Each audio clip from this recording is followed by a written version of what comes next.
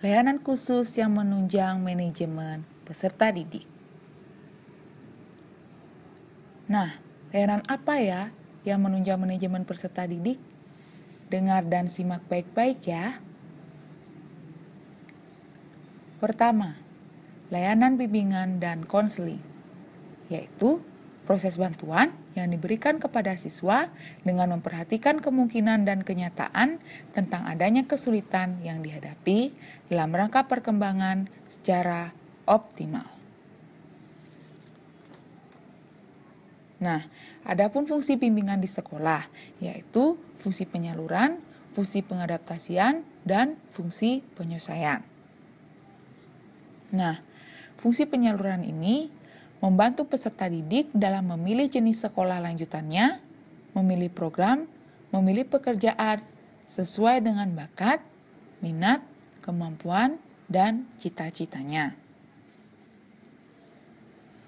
Nah, kedua, fungsi penyesuaian. Nah, di sini membantu peserta didik dalam menyesuaikan diri dengan bakat, minat, dan kemampuan untuk mencapai perkembangan yang optimal. Serta fungsi pengadaptasian. Nah, fungsi ini membantu guru untuk menyesuaikan program pengajaran yang disesuaikan dengan minat, kemampuan, dan cita-cita peserta didik. Nah, apa sih tujuan dilakukan bimbingan di sekolah? Nah, yang pertama yaitu mengembangkan pengertian dan pemahaman diri. Yang kedua, mengembangkan pengetahuan, nilai kehidupan keluarga dan masyarakat. Yang ketiga, mengembangkan kemampuan memecahkan masalah. Dan yang terakhir, mengatasi kesulitan dalam belajar dan hubungan sosial. Yang kedua, yaitu layanan perpustakaan.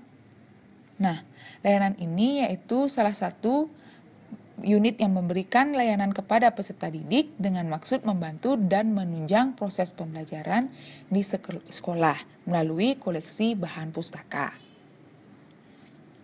Nah, adapun tujuan perpustakaan yaitu mengembangkan kebiasaan membaca, memupuk bakat dan minat, serta mengembangkan kemampuan untuk memecahkan masalah yang dihadapi dalam kehidupan sehari-hari atas usaha dan tanggung jawab sendiri.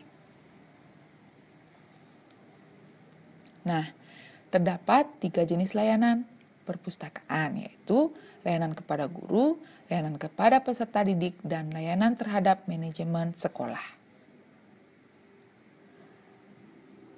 Nah, layanan kepada guru, yaitu di sini untuk meningkatkan pengetahuan guru dan membantu guru dalam mengajar di kelas dan menyediakan bahan pustaka pesanan yang diperlukan dalam mata pelajaran tertentu dan untuk meningkatkan profesionalisme guru. Nah, ada layanan kepada peserta didik, yaitu untuk menyediakan bahan pustaka yang memperkaya dan memperluas cakrawala kurikulum yang dapat membantu peserta didik dalam memperdalam pengetahuannya dan meningkatkan keterampilan. Nah, ada layanan terhadap manajemen sekolah. Nah, di sini berfungsi untuk pusat belajar dan mengajar, pusat informasi, dan pusat penelitian sederhana.